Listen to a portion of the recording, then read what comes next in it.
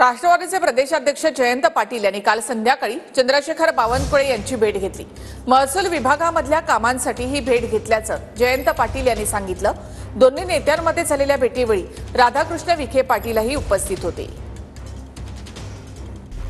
जयंत पाटील बावनकुळे भेट 25 मिनिटं चर्चा, विखेही उपस्थित।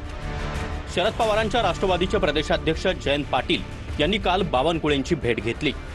बावनकुळेंच्या शासकीय निवासस्थानी काल संध्याकाळी दोन्ही नेत्यांमध्ये 25 मिनिटं चर्चा झाली। काल संध्याकाळी 7:50 त्यांच्या घरी माझी भेट झाली आणि सांगली जिल्ह्यातल्या काही महसूल प्रश्नांच्यावर मी त्यांना जवळपास 10 ते 12 निवेदनं दिली आणि ती निवेदनं देण्यासाठी त्यांची भेट मागितलेली।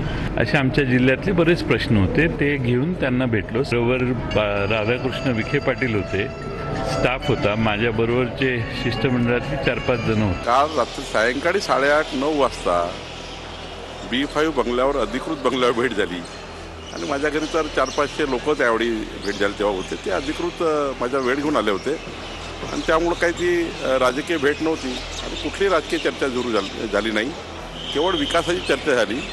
जयंत पाटील साहेबांनी दिलेले 14 मुद्दे ते महत्त्वाचे होते, मी ते मार्गी लावणार आहे आणि मी जयंतराव पाटील साहेबांच्या राजकीय भविष्याबद्दल बोलणे इतका मोठा भी नाही आहे।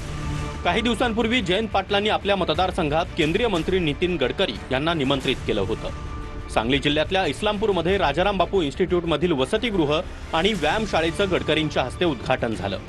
यावरूनही जयंत पाटील यांच्या भाजप प्रवेशाच्या चर्चा रंगल्या होत्या। अशा आमच्या जिल्ह्यातले बरेच प्रश्न होते, ते घेऊन त्यांना 25 मिनिटं भेट चालली। याच्यात काही राजकीय चर्चा नाही। आता स्वइच्छेनं जाणं आणि किंवा टांगती तलवार ठेवून जात असेल, तुम्ही येत असाल तर मग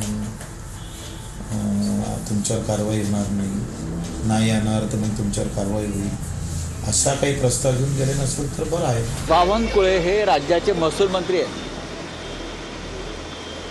आणि महसूल मंत्रीचं काम ग्रामीण भागात फार असतं। जयंतराव हे एक जबाबदार नेते आहेत, एका प्रमुख पक्षाचे अध्यक्ष आहेत राज्याचे,